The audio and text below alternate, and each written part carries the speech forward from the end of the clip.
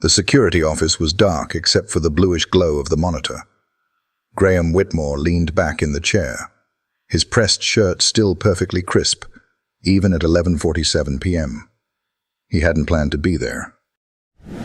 But insomnia, board pressure, and another email from his brother about donor pullout had driven him back to the hospital. The building was quiet. Too quiet. He needed noise or distraction. He clicked through footage, lobby cams, parking lot feeds, delivery entrance. Nothing. Then he paused. A nurse was dancing. In a dim hallway near the east wing, she twirled a roll of gauze like a ribbon, music clearly playing in her earbuds. She moved like no one was watching, uncoordinated but confident. Loose brown hair in a messy bun, blue scrubs too big for her frame, white sneakers scuffed at the toes. But she danced with joy. Unbothered, alive, he leaned forward. She spun, did a goofy finger-point move like something from a 90s music video, then did a little hop on one foot. She laughed at herself, alone. Graham didn't smile often, but something in his chest flickered, something unfamiliar. He reached for the volume knob on the security feed. Nothing. Just silent footage of a woman dancing with a bag of IV fluid in one hand and a clipboard in the other. Then, just as quickly, she stopped. Straightened her posture, checked her watch, and vanished down the hall like it never happened. He exhaled, closed the laptop, but the image wouldn't leave. Eleanor Brooks. That was her name, according to the night nurse rotation on his tablet. 28. RN. Night shifts, mostly in recovery. No disciplinary marks, no commendations either. A ghost in the system. He stared at the screen a little longer. Maybe that's why she stood out. She didn't try to.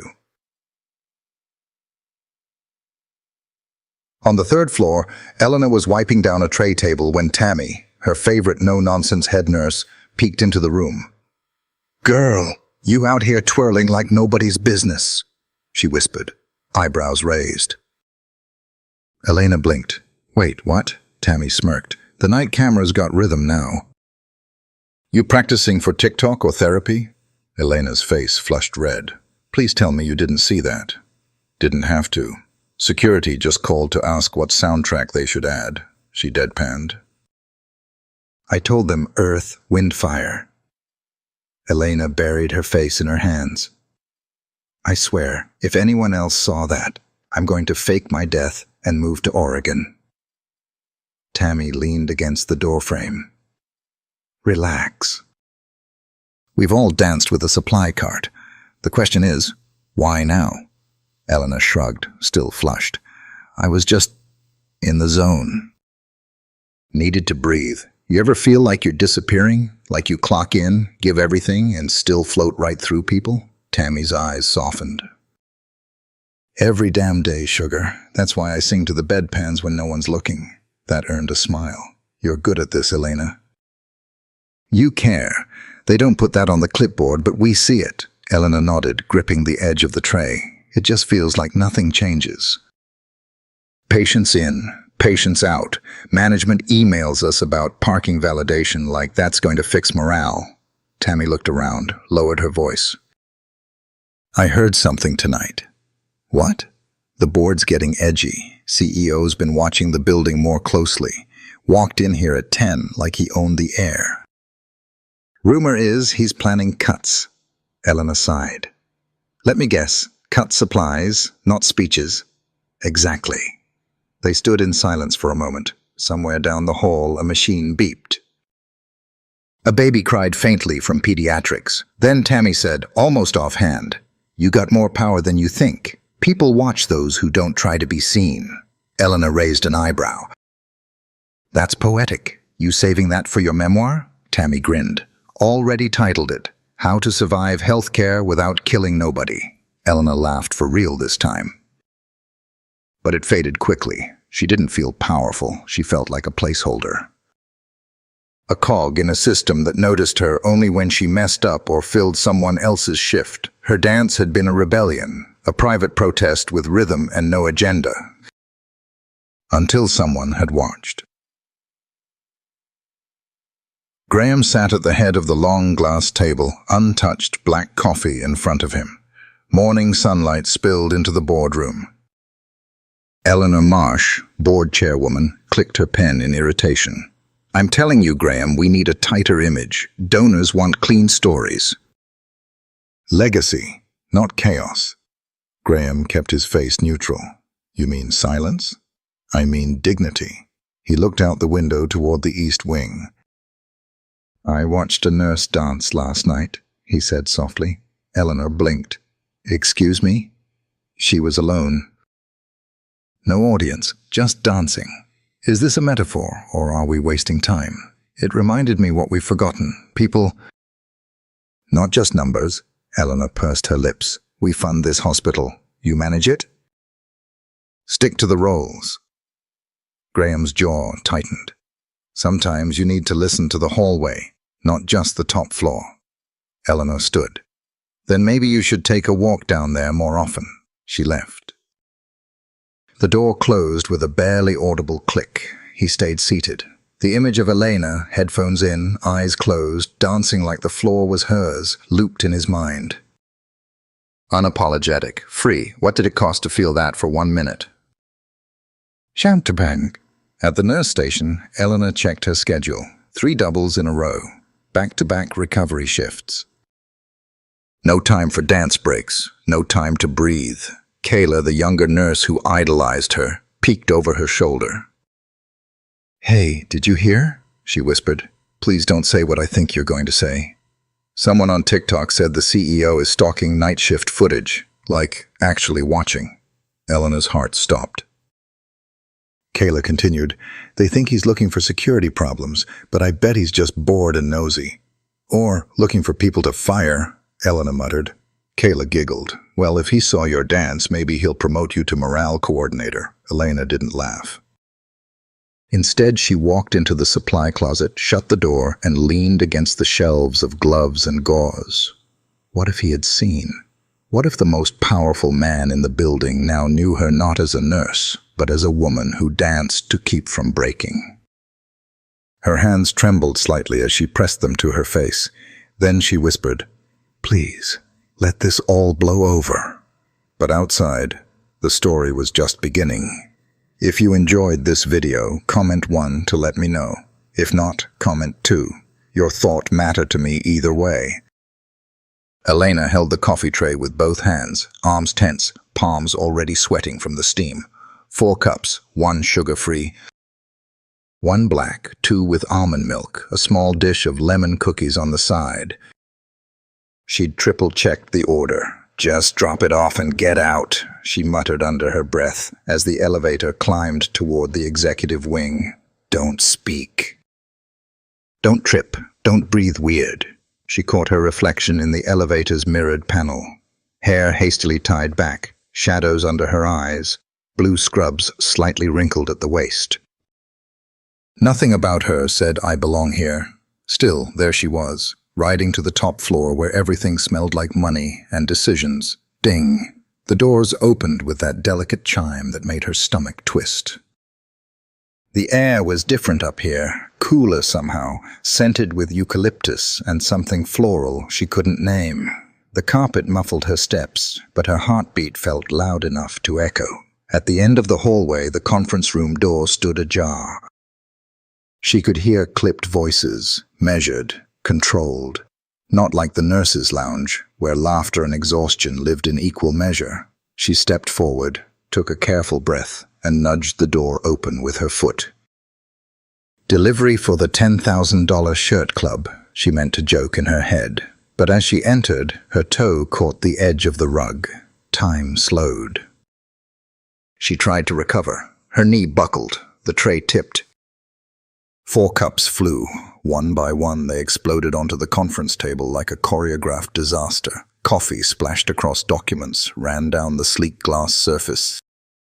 1 cup, the cursed black coffee, hit Graham Whitmore directly in the chest. The lid popped. Liquid soaked his shirt, staining the crisp white fabric in seconds. Silence. No one moved. Not even the bored chair, Eleanor Marsh, who stared with the expression of someone watching a chandelier fall in slow motion. Eleanor stood frozen, eyes wide, one hand still holding an empty cup like it might save her. "Oh my God," she whispered. I tripped. I'm so sorry. I didn't mean. I'll clean it. Please. Graham looked down at his chest, then back up at her. She braced for it. The look, the reprimand. The escort out. Instead, he said calmly, "Is it sweet?" Her lips parted. What? "The coffee." "Is it sweet?" She blinked. "I think yes. It was." A pause. Then, with the faintest curl of a smile, he said, "Good. I hate bitter coffee." Laughter rippled around the room, nervous at first, then real. A few directors chuckled. Even Eleanor smirked, though just barely. Elena stared at him, half in disbelief, half in awe. He had just been doused in hot coffee, and he was making a joke. "I'll pay for the shirt," she blurted, crouching instinctively to gather the broken cups, her hands shaky. "And the cookies, and the papers, and maybe the carpet. I'll sell a kidney." "Miss Brooks," he said, kneeling beside her, brushing a shattered lid toward the trash with his hand. "You're not paying for any of it." She froze. "You know my name?" He gave a short nod. "Of course, you're on third shift recovery." "You've been working overtime for weeks." Elena's mind raced. "How? Why?" He added gently, "And this shirt costs more than your car. Probably more than both of our cars combined." She let out a short, nervous laugh. "Then I owe you 2 kidneys," he smiled. A real one, not the kind executives wear to fundraisers, the kind that catches you off guard. Someone cleared their throat. "I'll call maintenance," Eleanor said dryly, already pulling her tablet away from the wet edge of the table. Eleanor rose, holding the ruined tray like a shield. "I'm so sorry," she said again, her voice smaller. "I didn't mean for any of this." "These things happen," Graham interrupted, his tone light, but his gaze steady. "Go down to the front desk. Ask for a towel. Take a breath." She nodded, turned on her heel, and practically ran. The elevator couldn't come fast enough. As soon as the doors closed, she leaned back against the wall, clutching the tray like it was her last possession. "Brilliant, Elena," she muttered. "You just baptized the CEO in black coffee." She closed her eyes. "I'm going to be fired. Definitely. Probably today. Maybe they'll make a public example of me." But what she didn't know, what she couldn't have imagined, was that Graham, back in the boardroom, had already turned to his assistant and said quietly, "Get me her file." That evening, the hospital grapevine was buzzing. In the break room, Kayla whispered to 2 nurses, "I heard she dumped coffee all over him and he just laughed." "He laughed?" one asked. "Yeah. And then he knelt down to help her clean it up." No way. Dead serious. By the vending machines, the story had morphed. They said he asked for her by name, like actually said her name out loud, Eleanor something. Tammy heard it all and just shook her head. This place never needed reality TV. Just give it one good spill. Back in her tiny apartment over the pharmacy on Rutledge Avenue, Elena sat cross-legged on her worn couch, replaying the moment on a loop. The tray. The slip, the splash, his shirt. His voice, "Is it sweet?" She buried her face in her hands again. What was that? What kind of CEO smiles through a coffee disaster and makes a joke? And why, despite the shame curling in her gut, did it also leave something else behind? A hum, a pull, a feeling she hadn't known in years. Not attraction exactly, but attention. Real, focused attention. From someone who wasn't rushing past her to page a doctor or demand a room change. Someone who noticed her. Across town, Graham stood at his apartment window, overlooking the quiet harbor. His dress shirt was balled up in the laundry room, the stain still fresh. But it wasn't the stain he was thinking about. It was her face, her panic, her apology, and underneath all of that, her fire.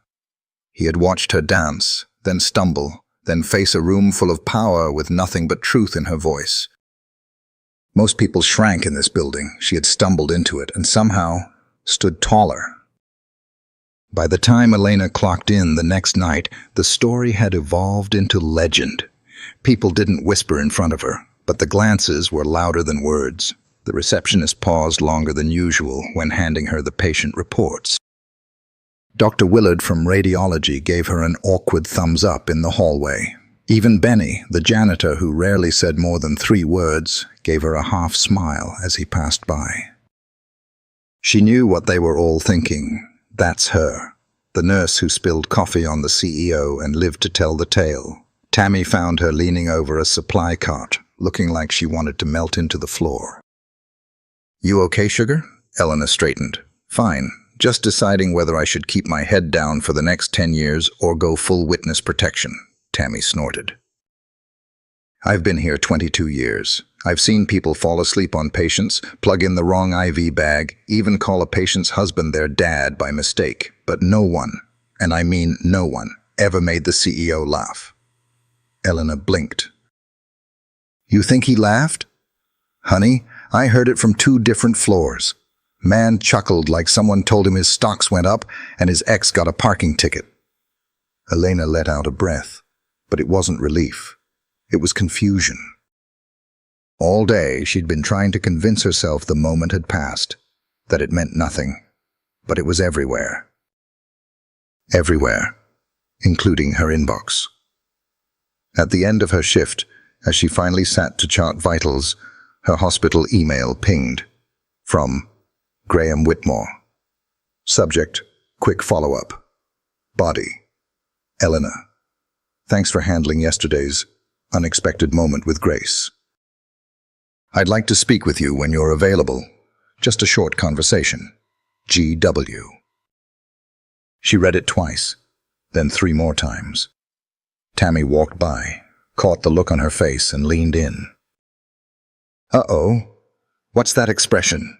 You look like someone just found a letter from a secret admirer taped to their student loans." Elena spun her screen around. "He emailed me." Tammy whistled softly. "Girl, that's either very bad or very interesting." "I don't want it to be either," Elena said, slamming the laptop shut. "I want it to be over." But it wasn't. Check. The following morning, the executive floor felt different. Quieter. Like the air itself was holding its breath. Elena stood outside Graham's office, a crisp knock still echoing in the hallway behind her. His assistant, a woman with perfect posture and no visible warmth, had barely looked at her before gesturing to the door. She almost turned around. Almost. But the door opened. "Miss Brooks," Graham said, stepping aside, voice even. She stepped in, tried not to stare. But it was hard not to notice the polished wooden bookshelves, the panoramic window, the desk that looked more like art than furniture. He motioned to a chair. "Please." She sat, back straight, heart a mess. He stayed standing for a moment, then sat across from her, not behind the desk, but at the small meeting table by the window. "I wanted to thank you," he began, "for how you handled the situation yesterday. Most people would have panicked. Some would have cried." "I did both," Elena said before she could stop herself. He smiled. "Not in the boardroom." A beat of silence passed. "Why me?" she asked quietly. His brow lifted. "You could have had someone else bring coffee. Or handle the delivery. Or not know my name." "I pay attention," he replied simply, "especially to people who do the real work around here." She swallowed. "I'm just a nurse. You're not just anything." His tone wasn't flirty. It was firm, clear. Her breath caught. Then he said, "And I've been reviewing internal reports. There's a pattern in feedback from your unit. Patients mention your name, often. I talk to them, that's all. That's everything." The compliment landed somewhere between her ribs and her spine. She didn't know what to do with it. "I didn't bring you here to embarrass you," Graham continued. "I want your help." Elena blinked. "My help?" He nodded. "I'm creating a pilot program to assess patient experience from the inside. I need someone who understands both the chaos and the compassion of this place. Someone who won't give me rehearsed answers." She stared at him. "You want me to, what, spy on my co-workers?" "No," he said, with a small laugh. "I want you to speak truth about what's working, what's broken, what we never see from up here." She hesitated. "Why me?" He looked at her, and for the first time, his gaze softened, not as a CEO, but as someone a little tired of pretending. "Because when I saw you dancing, I saw someone who hadn't been seen in a long time. And someone who still chose joy anyway." Her breath hitched. He stood then, walked back to his desk, picked up a file and handed it to her. "No pressure, just think about it." She took the file. The folder was heavier than it looked. As she turned to go, he added, almost too casually, "You have a way of cutting through noise, Elena. I could use a little more of that." She didn't look back until she was halfway down the hall. When she did, he was still standing there, watching, not with pity, with curiosity. Back in the staff break room, Tammy was sipping coffee and solving a crossword when Elena walked in, eyes wide. "Okay, tell me everything," she said without even glancing up. Elena dropped the file on the table. "He wants me to consult." Tammy choked on her coffee. "Consult?" "On what? How to make coffee less explosive? On patient care? On the system? On what he doesn't see?" Tammy stared. "Is this a joke? Like, is he testing you?" "I don't know." "Maybe." Elena sat down across from her, the adrenaline starting to crash. "I've never been in a room like that, Tam. I kept thinking, what if I say something stupid? What if I freeze? What if I mess it up?" Tammy leaned forward. "You've already danced down a hospital hallway and turned a wardrobe malfunction into a miracle. If anyone can handle this, it's you." Elena exhaled.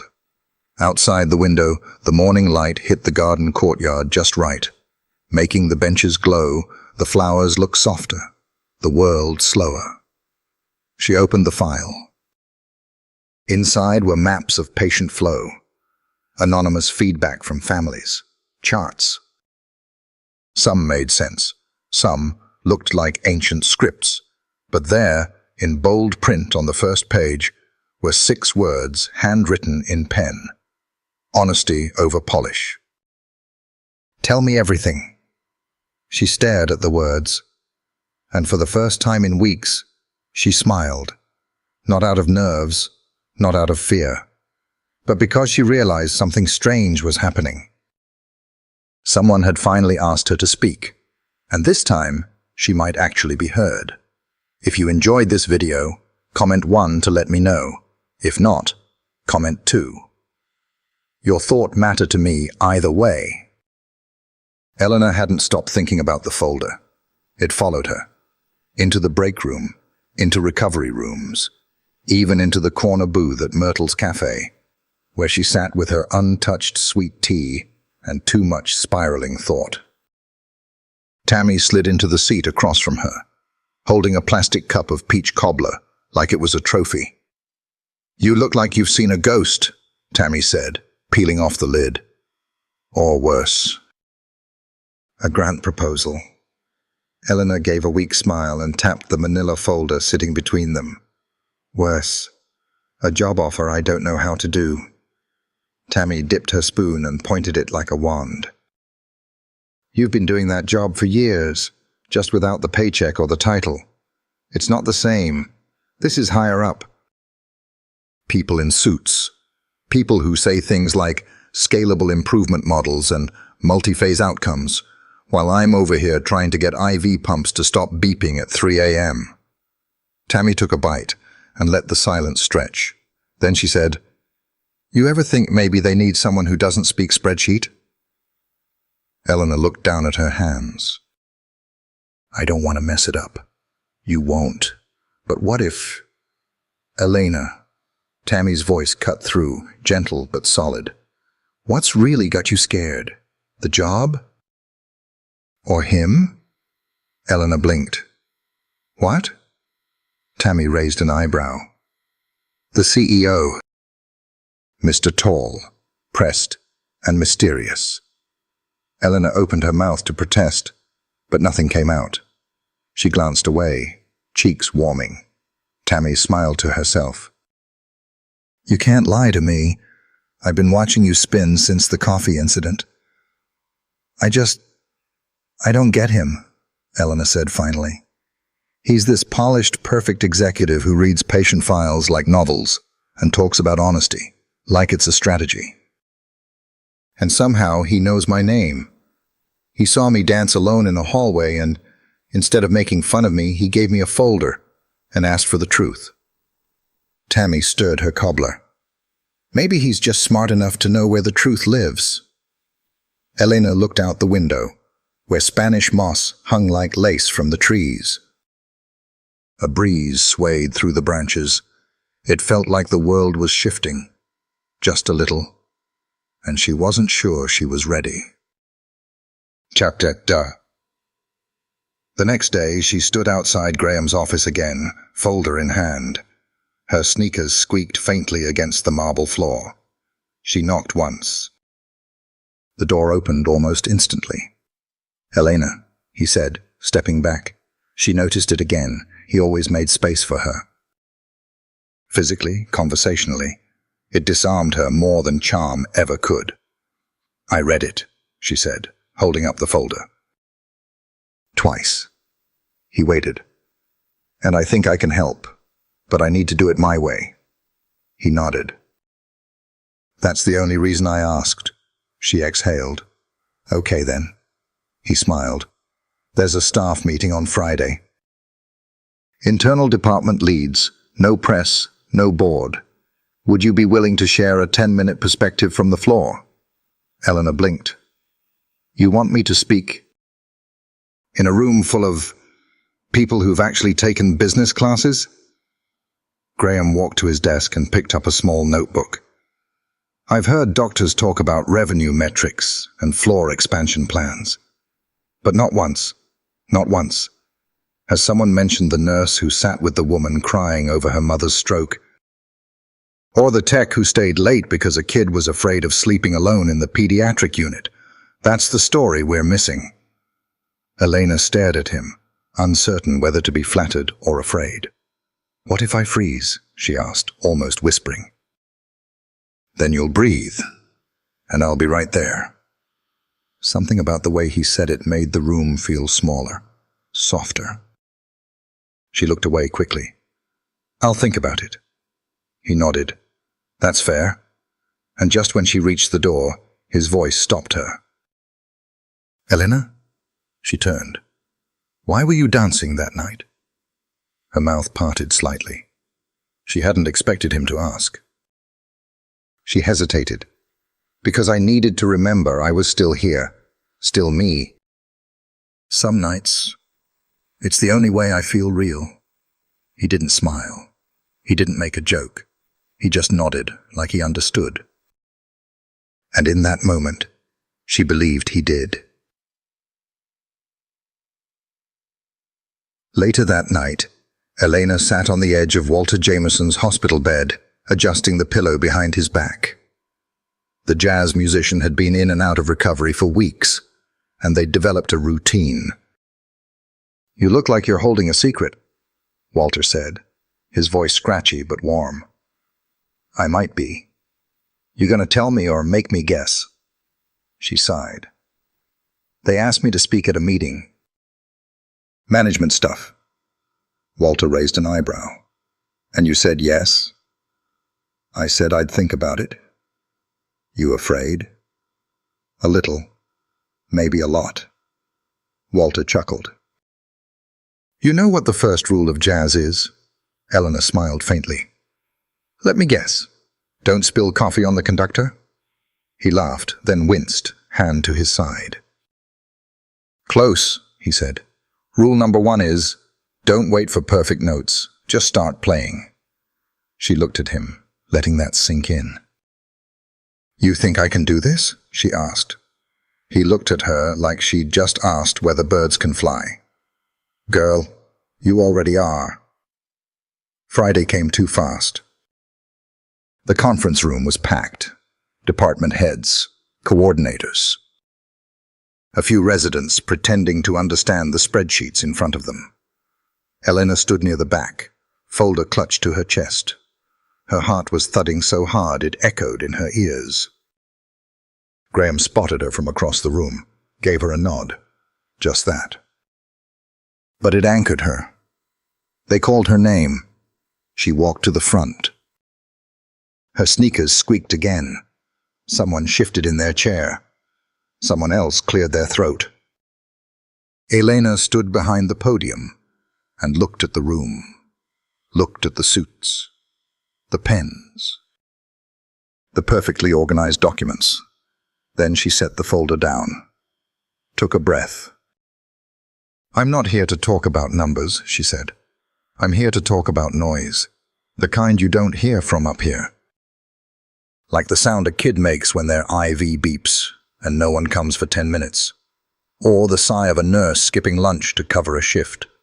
Or the silence in a hallway where someone just passed and no one had the time to stop and say goodbye. The room went still.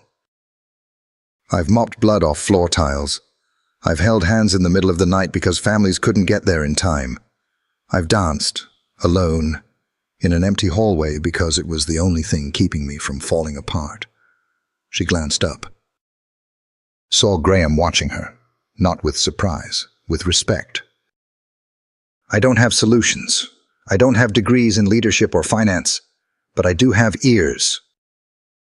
And if we start listening to the people doing the quiet work, we might just find the answers we've been looking for. Silence stretched. Then someone clapped. Then another. And then the room was full of sound. Applause. Elena stepped back, breath shaking.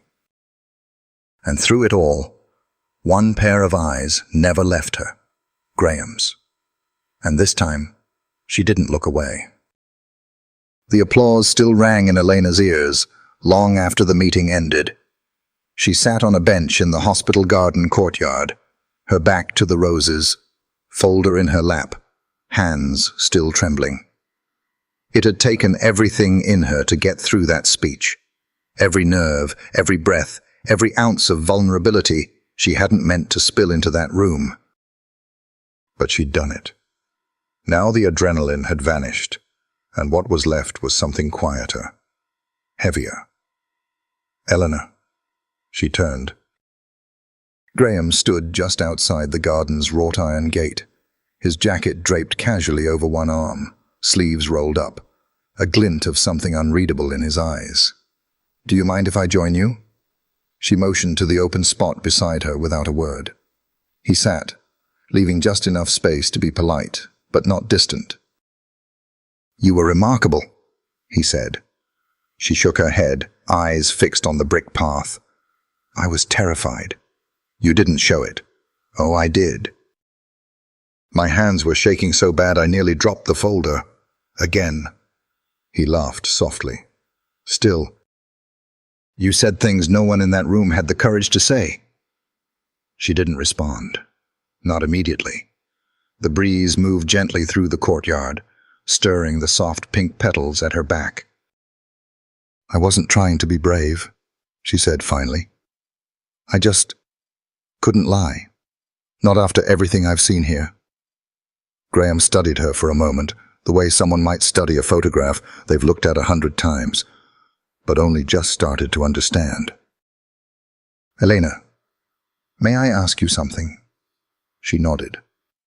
"What made you stay in this job? With the hours?" "The pressure. The lack of recognition. Why haven't you left like so many others have?" Her chest tightened. The answer came too quickly, like it had been waiting there all along. "Because someone has to stay," she said quietly. "Someone has to care when the system forgets to." The words sat between them for a moment, heavier than silence. Then Graham said, softer than before, "I didn't expect you to change anything. I just wanted insight. But you've started something." She looked at him, unsure whether to feel proud or panicked. "I didn't mean to make waves.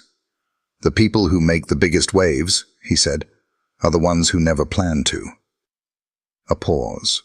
Then he added, almost too casually, "Would you join me for lunch? Not as a consultant. Just to talk." Elena's heart stuttered.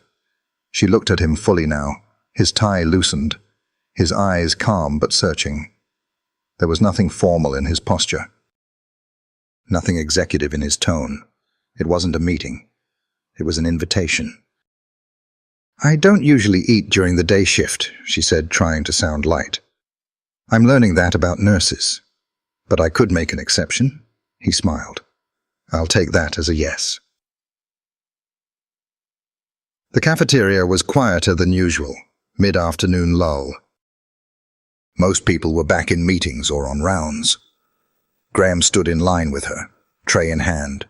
No assistant, no security, no one trailing behind him in tailored suits. "You know they're watching us," Eleanor murmured, as she picked up a bowl of fruit. "I know," he replied, grabbing a bottle of water. "Let them." "That's easy for you to say. You're not the one who'll end up as a meme in the staff group chat." He smirked. "You're assuming I haven't already been one." She looked at him, surprised. He nodded. "I wore mismatched socks once." "They're still circulating." She laughed. And just like that, the tightness in her chest loosened. They sat in the far corner of the dining area, near a window overlooking the courtyard. For a while they just ate, quietly, comfortably. Then Graham asked, "What did you mean in your speech about dancing to feel real?" She hesitated. Spoon paused mid-air. "I guess I meant..." She set it down. "Sometimes you get so lost in caretaking, in routines, in trying to be what everyone needs, that you forget who you are. Dancing was a way to remind myself that I still had a self, one that didn't belong to the hospital or the patients or the shifts. Just me." He nodded slowly. "I envy that." "You envy dancing in a hallway with a mop?" "I envy having something that pulls you back to yourself." She looked at him then, really looked, and for the first time saw more than the CEO. She saw the man, and he looked tired, lonely even. "Don't you have that?" she asked. He didn't answer right away. When he did, his voice was quiet. "I used to, before my father passed, before the board.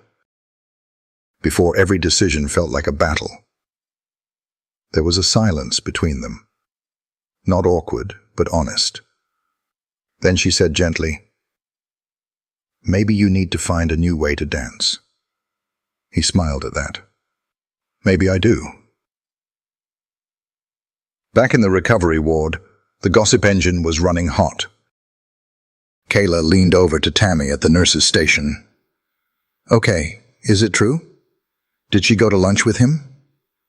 Tammy didn't look up. "You know I don't traffic in gossip." Kayla blinked. "You've literally built your reputation on grapevine facts and cafeteria truths." Tammy smirked. I said I don't traffic in it. Doesn't mean I don't keep a well-stocked pantry. Kayla leaned closer. Well, Tammy finally looked up, one eyebrow arched. She had a Caesar salad. He had grilled chicken. They laughed. End of report. Kayla gasped. You saw them? I see everything, Tammy said, tapping her pen to her temple. Then, more serious. Let her have her piece, Kayla. You don't know the weight that girl carries. Sometimes the last thing someone needs is your curiosity dressed as concern. Kayla bit her lip, chastised. Tammy softened. She's not chasing anything. She's just finally being seen. That's allowed. That night, Eleanor returned home and stood barefoot in her kitchen, staring at the kettle as it whistled.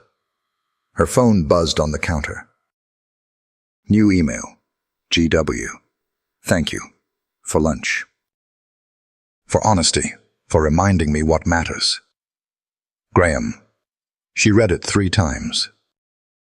Then set the phone down, wrapped her arms around herself, and closed her eyes. For the first time in a long time, she felt like something was unfolding. Not fast, not wild, but slow, steady, and real. And maybe, just maybe, worth the risk. The next morning, Elena stepped into the staff lounge, only to be greeted by an unexpected sight. The television, usually reserved for daytime reruns or muted news, was playing a slideshow. Hospital fundraiser clips set to soft piano music. Volunteers handing out blankets, nurses laughing with patients, kids painting murals. She was mid-reach for her coffee when the next frame appeared. It was her, not posed. Not filtered. Just a still from security footage. Her mid-spin, mop in one hand, her ponytail caught mid-air, a ghost of a smile on her face. Elena froze. The room fell quiet. Tammy stood behind her, arms crossed. I didn't know they had footage, Elena said, her voice barely audible. They pulled clips for the donor video, Tammy replied. Apparently someone insisted your dance stay in, said it was the heart of the whole thing. Eleanor's mouth went dry. Someone? Tammy raised an eyebrow. Starts with a G, ends with your boss has a crush. Eleanor's heart knocked hard against her chest. Tammy didn't grin. She didn't smirk. Her tone shifted low, steady. I'm serious, honey. This kind of thing? It doesn't happen by accident. He's watching, but not in a bad way. In a noticing way, and not just you, the whole floor. He's showing people what matters. The screen changed to Walter, playing a harmonica for 2 children in wheelchairs. Then to Kayla, braiding a little girl's hair during treatment. Eleanor exhaled slowly. I don't know if I'm ready to be a symbol. You already are. Might as well pick the pose. She turned to leave, but Tammy caught her arm gently. Just promise me you'll protect your heart while all this changes. He seems good, but Power's a tricky dance partner. Eleanor nodded. I promise. Later that afternoon, she found herself on the executive floor again. Not by invitation, by curiosity. She told herself she needed to return a report in person, but when she stepped off the elevator and saw him in his office, standing with someone else, something shifted in her. A woman, tall, elegant, perfectly composed, stood beside Graham's desk, laughing as if the air belonged to her. She wore a white blazer and a confidence that didn't ask permission. Elena paused outside the glass wall. Just long enough to catch the way the woman touched Graham's sleeve, just long enough to see the way his expression softened. She turned before they could see her, walked briskly back toward the elevator, throat tight. She didn't even realize she was holding her breath until the doors closed behind her. Back on the floor, Eleanor tried to focus, but everything felt off. Charts were harder to read, conversations blurred. Even Kayla's endless questions about IV placement felt like background noise. She went to check on Walter, needing a familiar anchor, but his room was empty, discharge papers signed, the bed already stripped. She stood in the doorway longer than necessary. Gone. Everyone leaves eventually, she thought. Hey, she turned. Graham. He looked surprised to find her there. I stopped by your desk. They said you were on the floor. I needed movement, she replied. They stood in the hallway between patients and paperwork, where things always felt more real. He gestured toward the room. He wanted to say goodbye, but you were with a new admit. I know. I didn't think he'd leave so soon. He left a note. For you. Graham handed her a folded napkin, scribbled in shaky pen. Keep dancing, even if no one's watching. Especially then. Whoa. Eleanor folded the napkin carefully. Her chest tightened, but she smiled. Graham watched her. You okay? She nodded, but her voice said something else. I saw you. Earlier. He tilted his head. Saw me? In your office. With someone. Understanding flickered in his eyes. Victoria. The name landed like a cold glass of water in her lap. She's a surgeon, he added. We were involved. Years ago, before I moved here. Elena looked away. You don't owe me explanations. Maybe not. But I don't want things left to assumption either. Her fingers tightened around the napkin. She's impressive.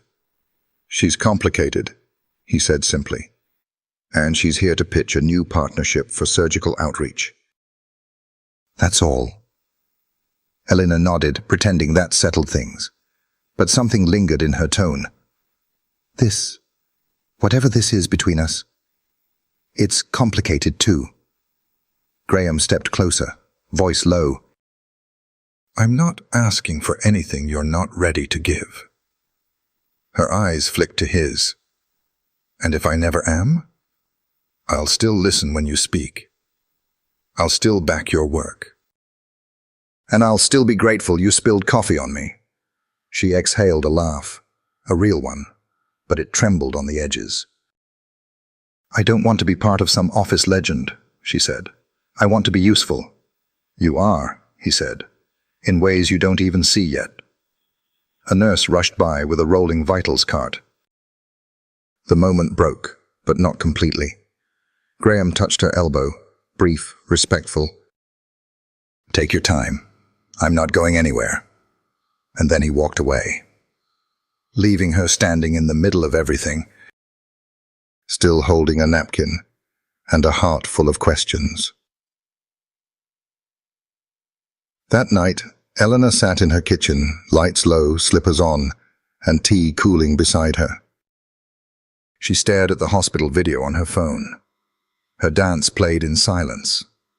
She watched her own laughter, her unfiltered movement, the way her hands spun the mop like it was an extension of herself.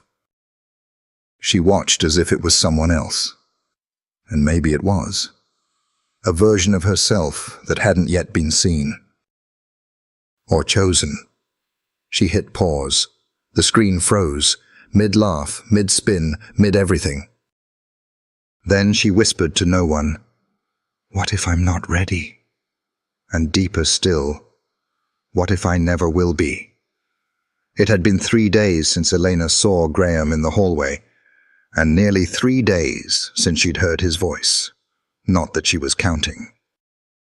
Work was a blur, rounds, charts, call buttons. She told herself the silence was a relief. Less confusion. Fewer questions. But somewhere beneath her calm professionalism was a pulse of unease she couldn't quite shake. She walked into the staff meeting room 10 minutes early, expecting a quiet seat by the back window. Instead, she found a room already buzzing, and at the center of it, Dr. Victoria Hale. Victoria stood confidently in front of the projector, flipping through slides like she'd been rehearsing them in her sleep. Her blazer was cream, her heels sharp, and her voice carried easily even when she wasn't speaking. Elena hovered by the doorway, caught off guard. Tammy appeared at her side like she'd been summoned by instinct. "Oh, look, the Ice Queen's holding court. She's presenting to the care leads?" Elena asked. Tammy hummed. "Apparently, she's proposing a surgical efficiency initiative, one that involves reallocating certain nursing resources. Translation: less help for more work." Before Elena could respond, Graham entered from the side hallway. Calm, composed. His eyes skimmed the room quickly and stopped the moment they found Elena. Their gaze held. Then Victoria's voice sliced through the moment. "Graham," she called, casual but pointed. "We're ready to begin." He nodded, giving Elena a small glance before joining the front of the room.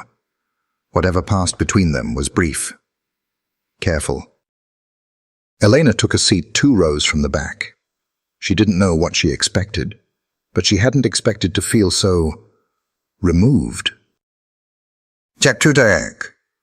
The presentation was polished, data-driven, persuasive, charts, percentages. Cost savings. Victoria's voice never faltered, her language tailored for boardrooms, not break rooms. "Our plan streamlines surgical prep while minimizing non-essential nurse labor overlap," she said with practiced ease. Elena's brow furrowed. "Non-essential?" Her hand shot up before she could stop herself. Victoria blinked. "Yes?" Elena stood. "Sorry, just for clarification. When you say non-essential labor, are you referring to the nurses in pre-op and recovery?" Victoria tilted her head. "That's correct.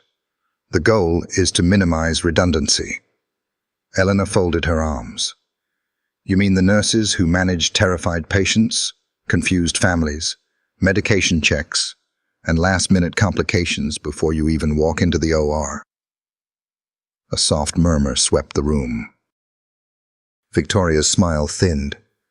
"Of course, every role is valued, but in terms of operational flow, no, I get it," Elena said, her voice calm but steady. "You just want us invisible until the numbers show up."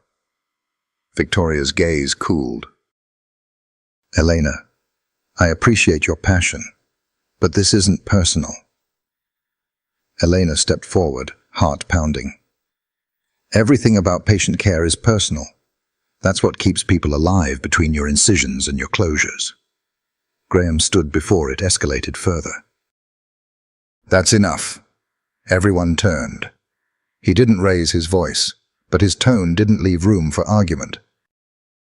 Victoria's posture straightened, hands still poised on the remote. "Elena, thank you for your perspective," Graham added, eyes briefly meeting hers. "Let's take a 10-minute break." Elena didn't move at first. Then she grabbed her notepad and stepped out, chest tight. In the hallway, she leaned against the wall, drawing slow breaths through her nose. Anger and something sharper, something that stung, pressed behind her ribs. She didn't hear footsteps until Graham appeared beside her. "That was brave," he said softly. "I wasn't trying to be brave," she said, eyes still forward. "I was trying not to let people disappear in a PowerPoint. She got under your skin. She tried to erase mine." A silence stretched between them. Then, quieter, Elena asked, "Is she why you pulled back?" Graham hesitated. "No." She looked at him. But she made me realize how exposed everything's gotten, he added. The story, the hallway footage. Us. There is no us, Elena said quickly. Too quickly. He didn't flinch. Maybe. But the idea of you being used or hurt because of it, I didn't know how to protect you without making it worse. I don't need protection, she said, throat tight. I know, he said. But I care. That's not a strategy. That's just the truth. She turned to him fully now, frustration and something more tangled in her chest. You say all the right things, she whispered. But I don't know where I stand with you, Graham. I can't be part of some quiet secret just because it's inconvenient for a board meeting or your reputation. I'm not ashamed of you, he said instantly. Then why does it feel like I'm always standing just outside the room? His jaw clenched, but his voice stayed calm. Because I've spent years making sure the room didn't have space for distraction, for anything unpolished. And you walked in, dancing, and ruined the whole system I built to survive this job. Elena stared at him, stunned. I don't regret it, he added, but I'm still learning how to live in the new one. Neither of them moved. Down the hall, the meeting resumed. Doors opened, voices stirred. Elena stepped back. I have patience. They don't wait for emotional clarity. He nodded once. Didn't stop her. She walked away before she could change her mind. By late afternoon, the staff lounge was quieter. Just her and Tammy, organizing supply bins in tired silence. Word is, Tammy said gently, Victoria's proposal got tabled. Too many objections. Yours included. Elena gave a small nod. You okay? Tammy added. I don't know, Elena admitted. I feel like I just stepped out of something I never fully stepped into. Tammy slid a bin into the cabinet. Sounds about right. They worked in silence for a beat. Then Tammy said, You know, truth has this awful habit of leaving you messy before it frees you. Elena exhaled. Yeah, it's real messy right now. Then maybe you're close. To what? Whatever comes after the truth. Elena didn't reply. She just kept sorting gauze and gloves, but her hands moved slower. Because something inside her had started to ache, not just with confusion, but with possibility. And that was even harder to hold. The rain started sometime after midnight, soft and rhythmic against the windows of Charleston Grace. Eleanor had just finished transferring her last patient and was sitting at the nurse's station with a cooling cup of tea and a stack of charts she couldn't bring herself to finish. The hallway was unusually quiet. No code calls, no alarms. Just the hush of sleeping patients and the muted echo of rainfall. She let her head rest on the back of the chair for a moment, eyes closed. Then came the sound. Footsteps. Measured, familiar. She didn't have to look up to know who it was. I thought you didn't visit the floors during night shift, she said without opening her eyes. Graham's voice was low. I couldn't sleep. She opened her eyes slowly. He stood there in dark slacks and a light blue dress shirt, sleeves rolled up, no tie. Something about him looked more worn than usual, but not tired. Just exposed. Maybe you should try dancing in a hallway, she offered. He smiled faintly. Tried that. Turns out I'm less graceful than you think. Elena raised an eyebrow. That's bold, assuming I'm graceful. He stepped closer, then leaned against the counter across from her, folding his arms. The first time I saw you, he said, you were spinning around like the world didn't weigh anything. She held his gaze. The first time I saw you, you were covered in espresso and still managed to look unbothered. I was completely thrown. You didn't show it. That's what I've been trained to do. Hide the fall. A silence stretched between them. Eleanor turned her attention to the rain-streaked window. "I don't know what we're doing," she said, barely louder than a whisper. He didn't rush to answer. When he did, his voice was careful, honest. "Neither do I. But I know I don't want to keep pretending I don't look for you every time I walk into a room." She swallowed. "It's not that simple. I know. I don't want to be a footnote in someone else's story. You're not.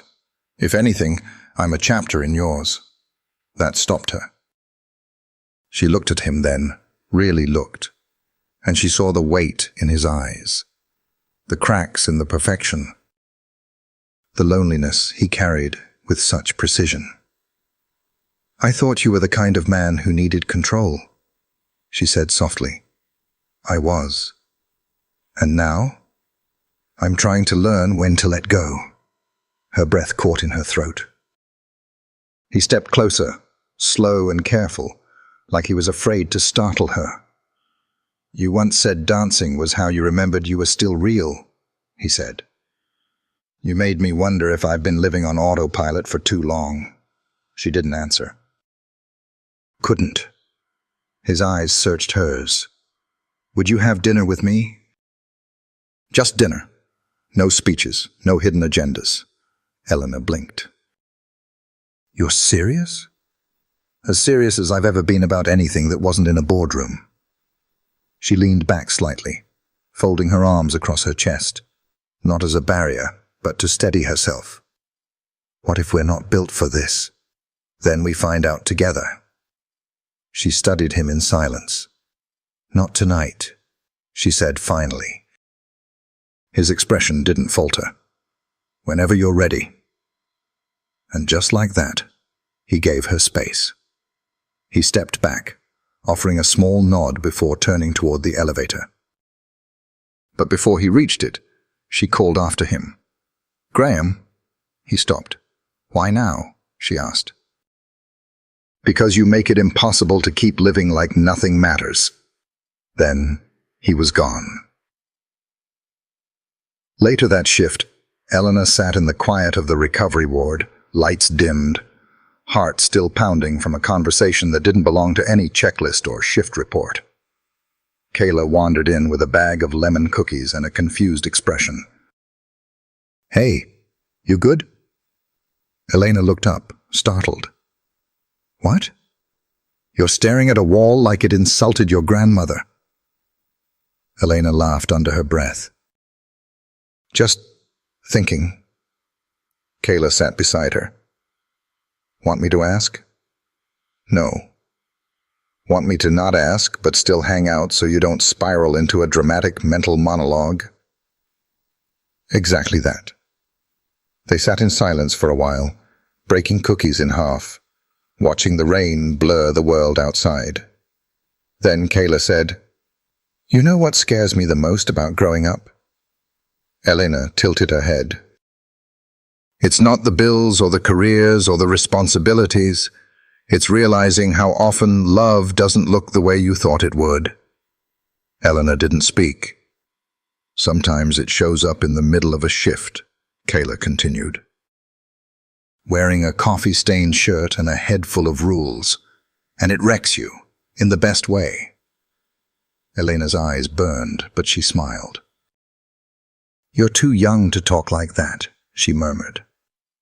"I read a lot of poetry," Kayla said, grinning, "and I watch people." Dangerous combination. They laughed. Quietly, together. And as the sun began to rise behind the rain clouds, Eleanor let herself believe, for just a moment, that maybe the next chapter of her life was allowed to be uncertain. Maybe it was supposed to be, because something real was blooming. Not fast, but deeply. Elena adjusted the hem of her navy blue blouse for the 5th time as she stared at her reflection in the elevator's mirrored wall. She hadn't worn anything that wasn't scrubs in over 3 weeks. It felt strange, like she was impersonating someone else, a woman who had time for real meals, real makeup, and complicated feelings. The fundraiser gala was supposed to be low-key, according to the email Graham's assistant had sent. Cocktail attire, hospital donors, a slideshow about community outreach. Nothing groundbreaking. And yet, her stomach had been doing quiet somersaults since noon. The elevator chimed as the doors opened into the main hall of the Charleston Grace Foundation. The room glowed with warm lights and soft jazz. Linen-covered tables circled the space, each adorned with tiny tea candles, flickering beside flower arrangements in pale pink and white. It was beautiful. It was overwhelming. Elena. She turned just as Kayla nearly skidded to a stop beside her, wide-eyed and bouncing slightly in her heels. "You look incredible," Kayla whispered, looping her arm through Elena's. "Like if Grey's Anatomy and Vogue had a crossover episode." Elena laughed softly. "You're ridiculous." Kayla leaned in. "He's already here." "And yes, he noticed you walk in." Elena's heart caught. "Who?" Kayla gave her a look. "You're going to play dumb now?" Before Elena could form a sarcastic response, a voice came from just over her shoulder. "Excuse me, ladies." She turned. Graham. He was wearing a charcoal grey suit, no tie, collar open. Relaxed, confident, and somehow more human than ever. "Eleanor," he said, eyes warm, voice low enough for her to feel it more than hear it. "You came." "I was promised cookies and non-profit pitches," she replied, a soft smile tugging at her lips. "How could I resist?" Graham's mouth curved into something half smile, half secret. "There's a seat next to me at the front, if you'd like." Kayla squeezed Elena's arm. She'd love that. And then she vanished. Graham offered his hand, and Eleanor hesitated just long enough to notice it, then took it. The gala unfolded in waves. Speeches, applause, a few donor videos about expansion projects and scholarship programs. But as the lights dimmed for the final presentation, Graham leaned toward Elena and whispered, "I haven't seen this one yet." She gave him a sideways glance. "Not even the CEO gets a preview?"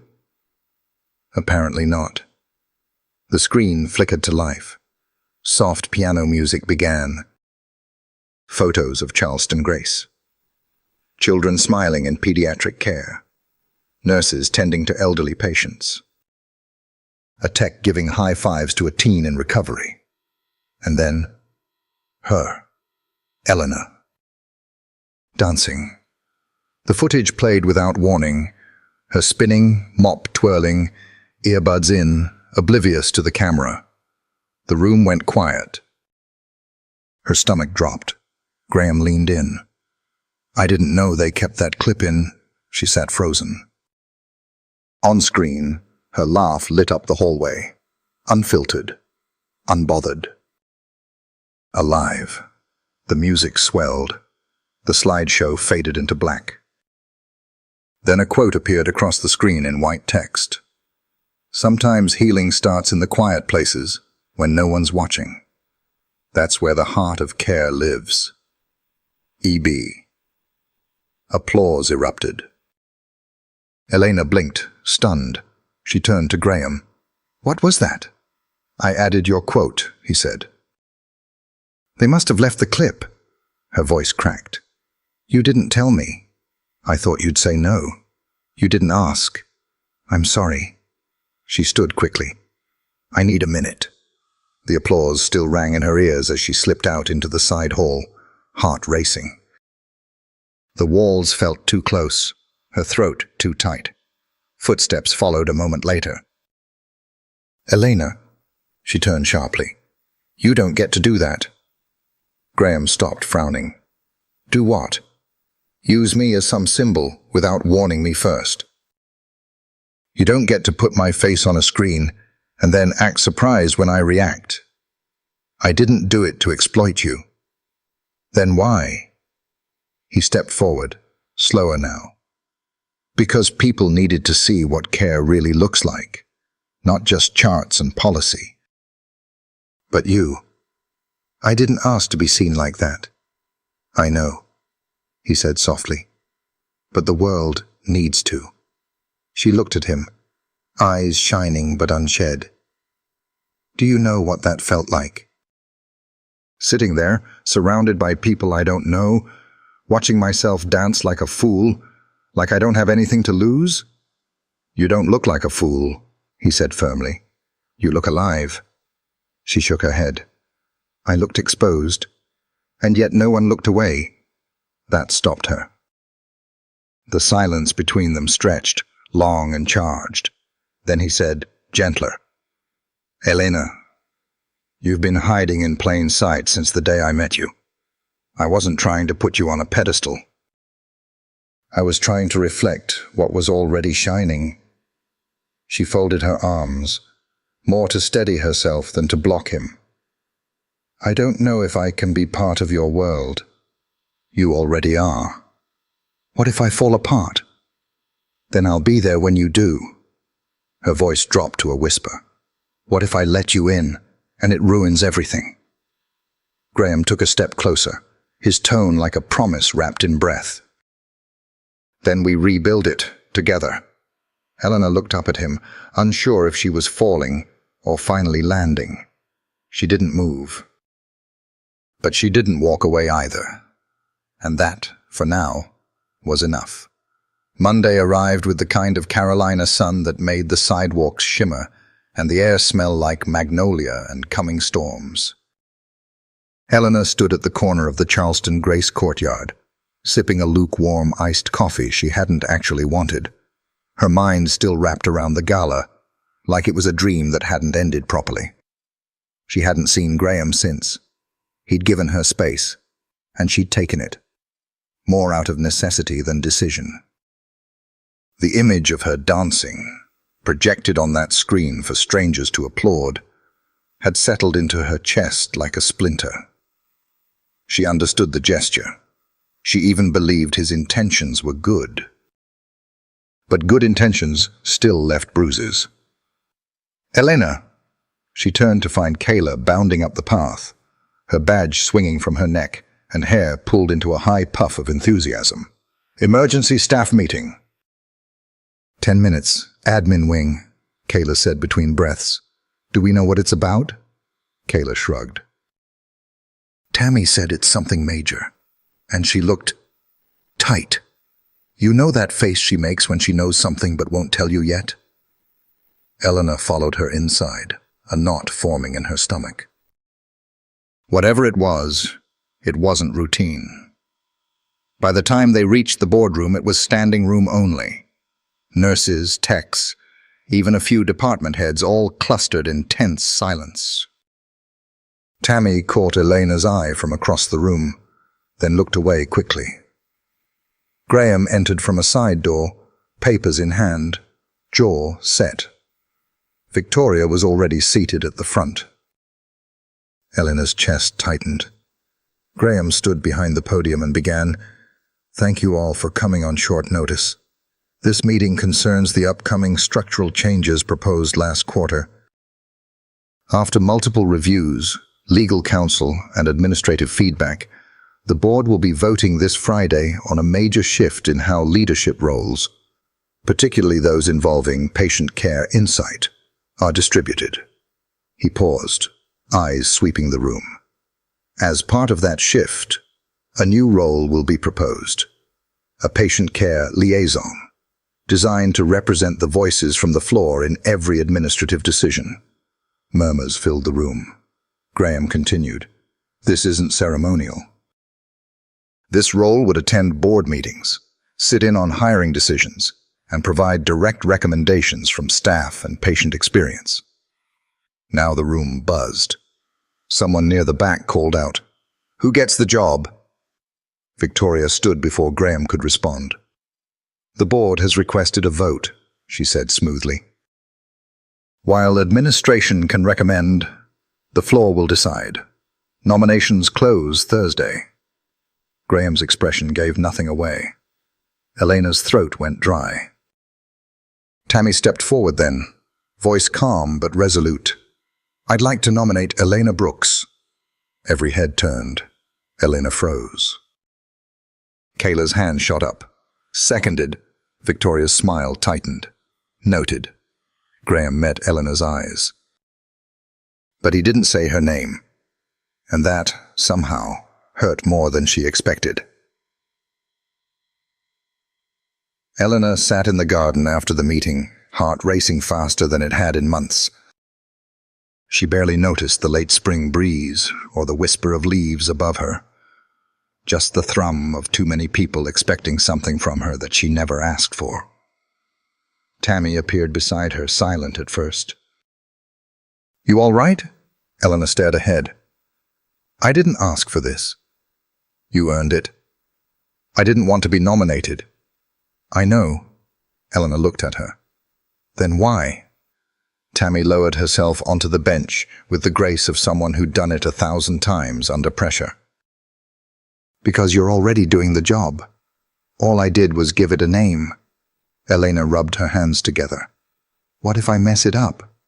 Then you'll fix it. That's what we do. A silence. Then Elena asked, Why didn't Graham nominate me? Tammy paused, eyes narrowing thoughtfully. Because if he had, everyone would say you got the job for the wrong reasons. He gave you the chance to earn it without noise. That made Elena sit still for a long moment. She hated that it made sense, and hated even more that she needed to hear it. Later that night, she found herself walking toward the East Wing hallway where it all started. The floor was quiet. The same overhead lights hummed faintly. No music, no mop, but the memory lived there. Her body remembered the spin, the weightlessness, the choice to be joyful even when no one noticed. Except someone had. A voice echoed softly behind her. I watched that footage at least 5 times. She turned. Graham leaned against the wall just outside the stairwell, hands in his pockets. I couldn't understand why it moved me so much, he added. Elena didn't speak. He stepped forward slowly. Then I realized it was because it was the first time I saw someone not performing, not polishing, just being. She looked at him, something raw in her chest. I didn't nominate you because I didn't want to own your spotlight, he said. I wanted you to have it without my shadow. I don't need protection, she said, her voice steadier than it felt. I know, he said. That's not why I'm here. Then why? Because I still care. A beat, then another. Elena took a slow breath. If I take this role, if I actually win it, things will change. I hope so. For both of us. I know. She stepped closer, their faces only a breath apart now. I'm scared, she admitted. Me too. But neither of them moved. And in that quiet hallway where it all began, surrounded by flickering lights and everything unspoken, Elena felt the earth shift just a little under her feet. Not from falling, but rising. The boardroom was colder than usual, not in temperature, but in energy. Something stiff lingered in the air, like too many expectations pressed up against the walls. Elena sat at the far end of the long glass table, palms resting flat, waiting for her name to be called. It was Friday. Voting day. Across from her sat the other nominee, a department manager from radiology named Mark Leland, kind, competent, a safe candidate. He smiled politely, but his eyes flickered with a kind of distant certainty that unsettled her. Graham hadn't spoken to her all morning. He entered late, walked past her without a glance and sat down beside Eleanor Marsh, the board chair. The message was clear: distance, professionalism. But inside Elena, everything twisted. Eleanor tapped her pen against a folder and began. "We're here to finalize the vote for the patient care liaison position. 2 candidates. 1 vote per board member. No deliberation. You've reviewed the packets, heard the staff input. Let's proceed." She passed around small ballots, simple slips of paper. Elena sat motionless, heart hammering in her chest. She'd spent years running on adrenaline, but this was something else. This was exposure. No code to respond to. No monitor to silence. Only silence and a choice. One that could rewrite everything. As the votes were collected, she glanced up. Graham was looking at her, and his face said everything his voice hadn't. "I believe in you." "I'm still here." But then Eleanor began reading the results. Mark Leland, 6 votes. A pause. Elena Brooks. She hesitated. 9. A breath caught in Elena's throat. For a moment, the words didn't land. Then applause broke out, scattered at first, then growing. The staff in the back of the room stood. Kayla clapped like her life depended on it. Tammy just gave her a knowing nod, like she'd seen it coming all along. But Elena didn't move, not until Eleanor's voice cut through the celebration. "Congratulations, Miss Brooks. You've earned the seat. You'll begin attending administrative sessions starting next week. You'll also report directly to the board, not the executive staff." The statement wasn't casual. It was sharp, deliberate.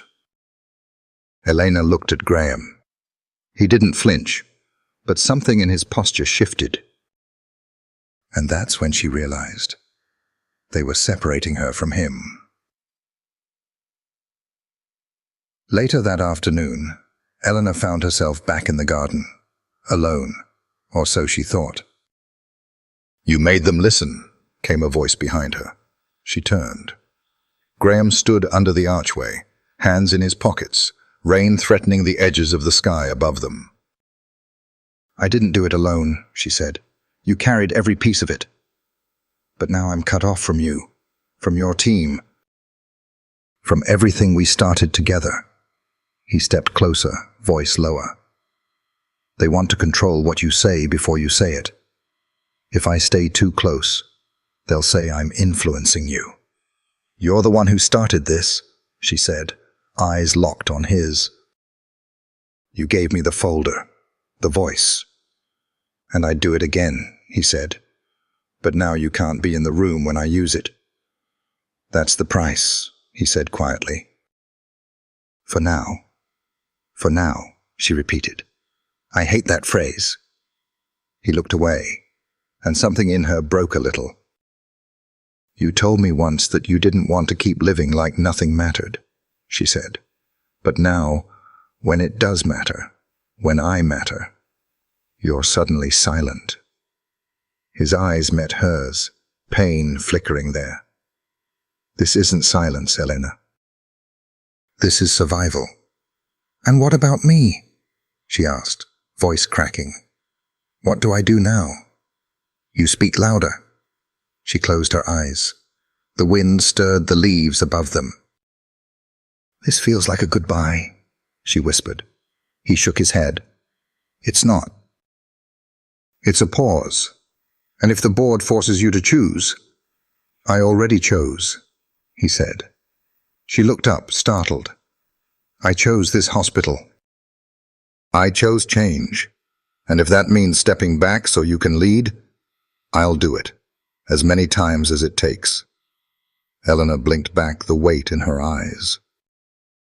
Then, slowly, she reached into her pocket and pulled out the folded napkin Walter had left her. "Keep dancing, even if no one's watching. Especially then." She handed it to Graham. He read it once, then twice. Then pressed it into his palm like it was something sacred. "I'll be watching," he said softly, "even when I'm not in the room." And with that, he walked away. Not as a CEO, not even as a man in love, but as someone letting her go so she could rise. The first time Elena sat in a boardroom as patient care liaison, the room didn't shift for her. No one rose. No one paused their conversation. The seats stayed full, and the glances were polite at best. She slid into her assigned chair at the far end of the table. No placard, no welcome, no nod of recognition. Just her and a leather-bound notebook she couldn't bring herself to open. She wasn't surprised. She'd expected the frost, the performative silence. The way a few department heads leaned in to whisper just loud enough for her to hear, but it still landed like a weight across her shoulders. Eleanor Marsh called the meeting to order. Numbers, updates, staffing logistics. Elena listened, waited. Her moment was 15 minutes in. She stood when prompted and cleared her throat. "I've spent the last 10 days meeting with recovery nurses, pediatric night shift, ER floaters, and custodial staff. These are the people who live in the margins of this system, the ones who see things you won't find in quarterly reports or satisfaction surveys." Her voice was steady, clear. "I've gathered 35 written responses. Each outlines specific breakdowns in communication, gaps in emotional support for patients post-discharge, and the recurring issue of tech delays during urgent transfers." She looked up then, directly at Eleanor. "I've highlighted 3 of the most immediate problems. If we act now, we can save money and prevent mistakes." Eleanor nodded stiffly. "Please submit that in writing." "I already have, but I'd like to discuss it now." The room shifted, barely, but enough. Graham said nothing. He didn't need to. She stood alone. "I'll circulate the report again," Eleanor said, her voice unshaken, but respectfully. "Silence from this table is why I'm here in the first place." A pause. A long one. Then someone down the line murmured, "I'd like to see that data." Another followed. "Me too." The meeting moved forward, but the energy had changed. They didn't lean away anymore. Chapter. After the meeting, Elena walked out into the corridor, her legs finally registering the tension they'd held. The sun filtered in through the long windows, and for the first time in weeks, she felt something warm settle in her chest. But just as she rounded the corner, she nearly collided with Victoria. The two women stood, barely inches apart. "Elena," Victoria said, crisp and unreadable. "Doctor." "Hail." Victoria crossed her arms. "You made quite the impression today." "I wasn't aiming for that," Elena replied. "I was aiming for change. You do realize you've put yourself in a difficult position." "I'm not afraid of difficult." "No," Victoria said. "But you should be prepared for lonely." That landed harder than Elena expected. Victoria leaned in slightly. "The higher the platform, the fewer people are allowed to stand on it with you."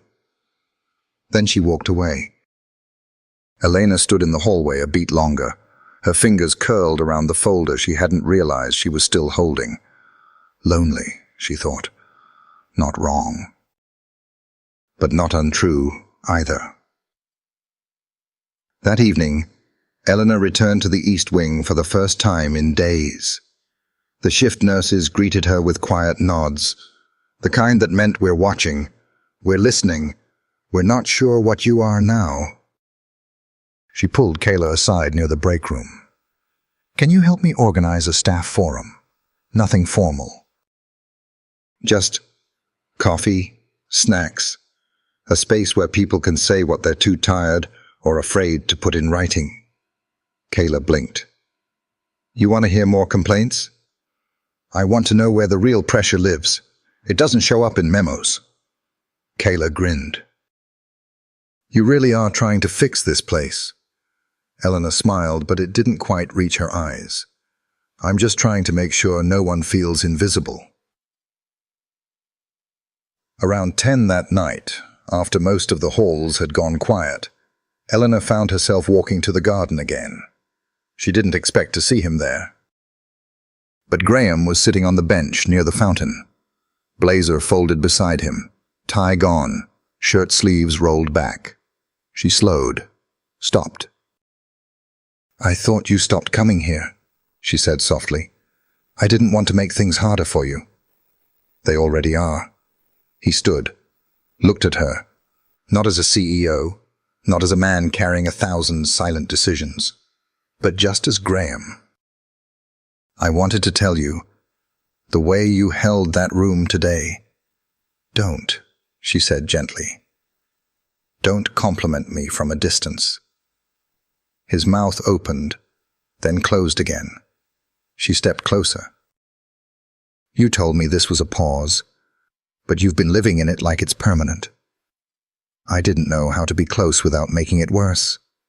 Then ask me, she said, her voice breaking slightly. Ask me what I need. Graham stared at her, something raw flickering in his expression. What do you need, Elena? She took a shaky breath. To not feel like I climbed this alone. I was behind you every step. I know, but it's not the same. A silence stretched between them. Honest, unforgiving. Then Graham reached into his pocket and pulled out the napkin, creased, worn from being held too many times. I read this every morning, he said, to remind myself that leadership isn't just about decisions. It's about courage. And I've been following yours. Her eyes welled, but she didn't look away. I'm still here, he said, softer. Even if I have to love you quietly for now. Eleanor's breath caught. And this time, when she stepped forward, it wasn't in defiance. It was trust. She didn't speak. She just reached for his hand. And in the middle of that darkened garden, where silence had once felt like a wall, she felt something else take its place. Belonging.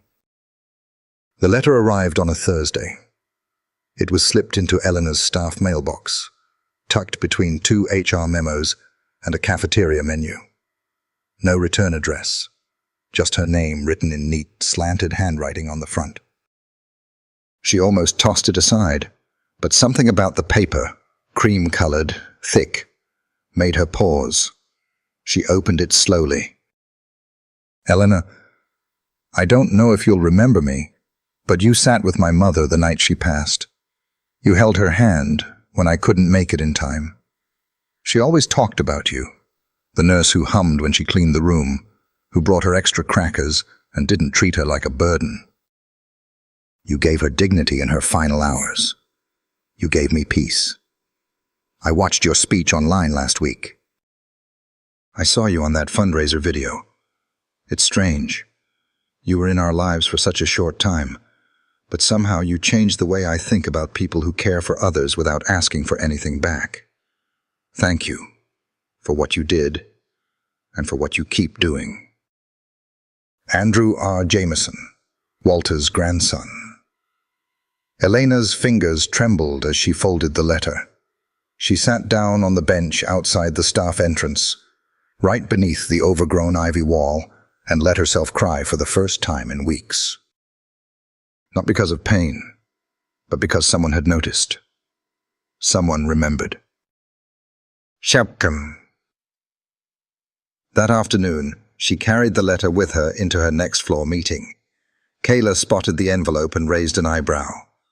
Ooh, is that from the mysterious CEO who totally pretends not to be in love with you in meetings, but then stares like he's memorizing your breathing patterns? Elena gave her a look. Kayla grinned. No, just me who sees that. It's from Walter's grandson, Elena said, voice soft. Kayla sobered instantly. You okay? Elena nodded. Better than okay. Tammy appeared behind her, a clipboard in hand, and a knowing glance. You gonna share the good news? Or do we have to start rumors again? I was thinking about reading it aloud, Elena said. At the start of the staff forum. Tammy smirked. Lord, that'll have people crying into their pudding cups. Good, Elena said, smiling now. Maybe they'll remember why they started doing this work. Tammy stepped closer. You've changed this place, you know. Elena looked down. Sometimes I wonder if it changed me more. That's how it works. By evening, the break room was full. Staff from every department, surgery, pediatrics, janitorial, admin, stood shoulder to shoulder, plates of cookies in hand, coffee brewing in the background. Elena stood at the center, heart pounding like it had the first night she danced alone in the hallway. But this time, she wasn't alone. She cleared her throat. I know this wasn't mandatory and it's late, so I won't take much of your time, but I got a letter today. From a patient's family, and I think it belongs to all of you. She read it, every word. And when she finished, the room was so still it felt sacred. Someone sniffled near the microwave. Then Kayla clapped, just once. Then again, and the room followed, but it wasn't applause. It was gratitude. Graham found her outside an hour later, standing by the garden's edge, the wind catching her hair as the first stars emerged overhead. I missed the speech, he said, stepping quietly behind her. You didn't miss much, she said, still watching the sky. Just a letter, and a lot of very emotional cookie consumption. He smiled. I heard you made the facilities guy cry. I think that was the coffee, actually. A beat of silence. Then he stepped beside her. I saw the board memo, he said. They've requested your monthly reports be presented without executive review first. Elena stiffened. They still don't trust me. No, they don't trust how powerful you're becoming. She turned to him. That's not what I wanted. It's what happens when someone tells the truth long enough, he said. It starts to move people. She looked up at him then, the softness in his eyes cutting through her frustration. I miss you, she said. His breath caught. I know we can't pretend like this is simple, she continued. But pretending it's nothing, that's worse. He stepped closer. You're not nothing to me, Elena. Her voice broke. Then don't act like you're already preparing for the ending. He reached for her hand, held it between both of his. I'm not preparing for an ending, he said quietly. I'm trying to earn the right to be part of whatever comes next. Tears welled in her eyes again, but this time she let them fall. You already are, she whispered.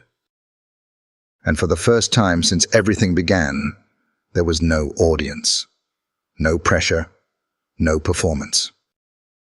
Just them, hands folded together beneath a Charleston sky, learning how to stay.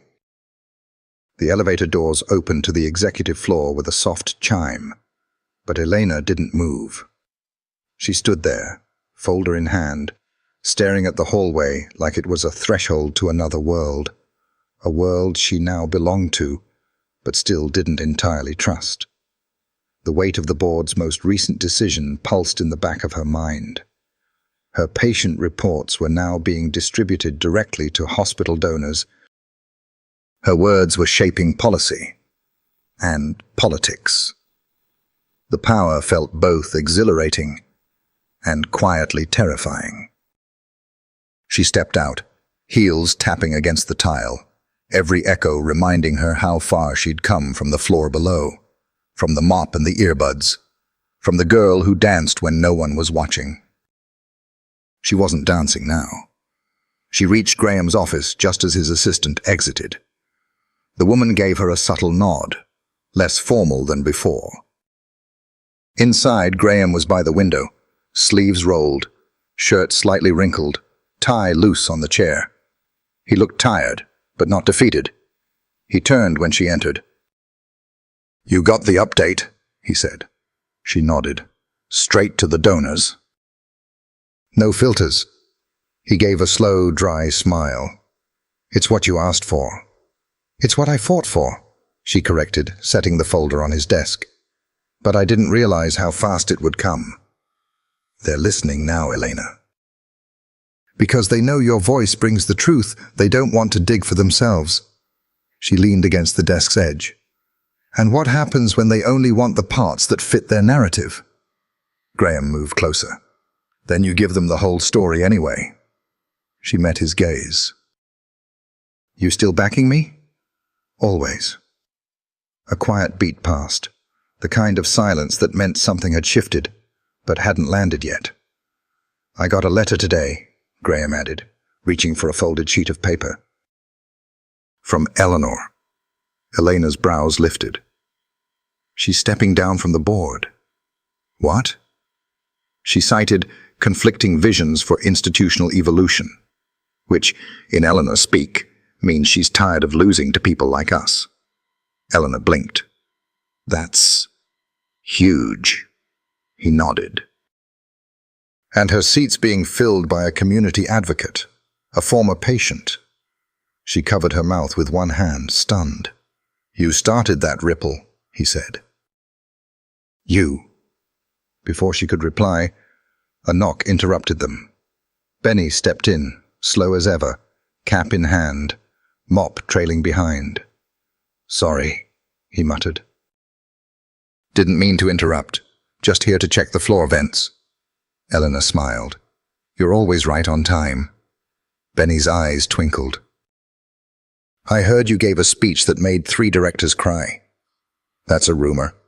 He chuckled. "Rumors usually hold the truth by the tail." Then he turned to Graham. "You mind if I say something, sir?" Graham blinked, caught off guard. "Of course." Benny nodded toward Elena. "She leads without asking for a stage. And that kind of leadership, it lasts longer than any title." Then he tipped his cap and shuffled out. Graham looked at her. "That man speaks once every 6 fiscal quarters," he said. She laughed quietly. "He always says more than the rest of us combined." Graham stepped close again, too close for the air to stay neutral. "Come with me," he said. "Where?" "Just trust me." 10 minutes later, they stood in the old chapel wing, an unused part of the hospital being converted into a family reflection space. Stained glass windows dusted with time. Wooden pews stacked in corners, faint echoes of hymns long faded. Elena stared at the room, lost in it. "This used to be sacred," Graham said behind her. "Now it's just waiting to matter again." She turned. "Why bring me here?" "Because I want to build something with you," he said. "Something lasting, something no one can put their name on, but will carry your fingerprint long after we're gone." She stepped forward slowly. "What do you mean?" "A space for recovery that isn't just medical, for grief, for healing, for joy. A place for families to land when everything else is too much." Her heart thudded. "You want to name it after Walter, don't you?" Graham smiled. "I want you to name it." She swallowed hard. "And I want to do it together." The space around them felt heavier suddenly, fuller. She looked at him, the man who had once been just a distant silhouette on a boardroom schedule, now standing in front of her like a chapter she hadn't dared to write until now. "You're not afraid of what the board will say anymore?" "No," he said. "They already underestimated what happens when someone dances in a hallway and dares to stay standing afterward." Her throat tightened. "Graham," I still don't know where this goes, he said, but I know I want to keep walking with you toward it. She took his hand, not with hesitation, but with certainty. And in the quiet of that forgotten room, two people stood among the echoes of what was and began laying down the shape of what could be. The sun filtered through the chapel's stained glass windows, painting soft patches of color across the floor. Elena stood in the center of the newly transformed space, no longer forgotten, no longer empty. The wood had been polished. Cushions now lined the pews. A wall of photographs stretched along the back corner, portraits of patients, caregivers, and quiet moments of healing. At the front, a plaque had been installed, modest but strong. The Walter Jameson Reflection Room, for those who gave care and those who received it. Elena reached out and traced her fingers along the engraved words. The room smelled of lavender and fresh wood polish. Outside, volunteers were stringing up lights for the evening ceremony. It was opening day. Graham appeared behind her, holding 2 mugs of tea. "They're expecting you in 10 minutes, he said, offering one. "I needed a minute with him," she replied, nodding toward the plaque. Graham followed her gaze and smiled. "He'd have been proud of you." "He already was," she said softly. "He just never said it like this." They sipped their tea in silence, both looking around the room that felt so different now from the first time they'd stepped into it together. "Are you ready?" Graham asked. Elena gave a slow nod. "I think I am, but you go first." He arched a brow. "Me? You're the CEO. You're the soul of the hospital." She gave him a look. "Fine," he said, smiling. "We'll walk in together." They moved through the garden path that led to the courtyard, where the event had already begun. Nurses, board members, former patients, donors and volunteers filled the seats. There was a stage, modest and floral, set up under the oaks. Tammy stood near the front, clipboard in hand, wearing lipstick and a fire in her eyes. She saw Elena and waved her forward. "You better be ready, girl. They brought news crews." Elena laughed. "Of course they did. You've got 5 minutes to get your speech face on." As Tammy walked off, Kayla came bounding over with a wide grin. "I printed your speech just in case you freeze." "Thank you," Elena said, taking the folded pages. "But I'm not using it." Kayla blinked. "What?" "I'm speaking from memory." "And heart." Kayla gave a theatrical gasp. "You've become dangerous." Elena turned toward the stage. "Let's hope so." The murmurs in the audience hushed as Graham stepped up to the microphone first. He welcomed the crowd with grace and a voice that sounded warmer than usual. He spoke of legacy, of the quiet strength of caregivers, of Walter, and of change. Then he stepped back, and Elena took his place. For a second, all she could hear was her own breath. Then she looked out across the sea of faces, some familiar, many not, and let the words come. "I'm not here today as someone who had a perfect plan," she began. "I didn't dream of a title or a podium or even a plaque with my words on it. I dreamed of small things. A patient breathing easier, a tired nurse being heard, a hallway that didn't feel like a tunnel, a pause. I danced once in this hospital when no one was watching. I thought I was alone. Turns out, someone was."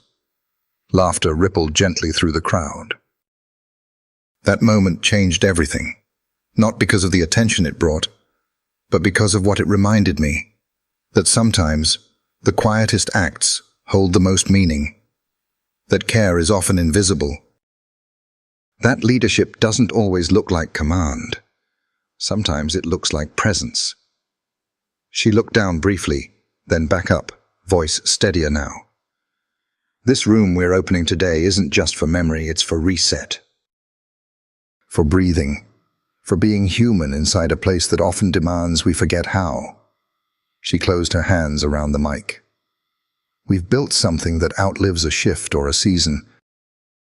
And if I've learned anything through this strange, beautiful journey, it's that every act of compassion has the power to echo. The applause came slow, then full. She stepped back, heart full, eyes stinging. Graham met her at the stairs. "You didn't just speak," he said quietly. "You delivered something sacred." She smiled. "I learned from the best."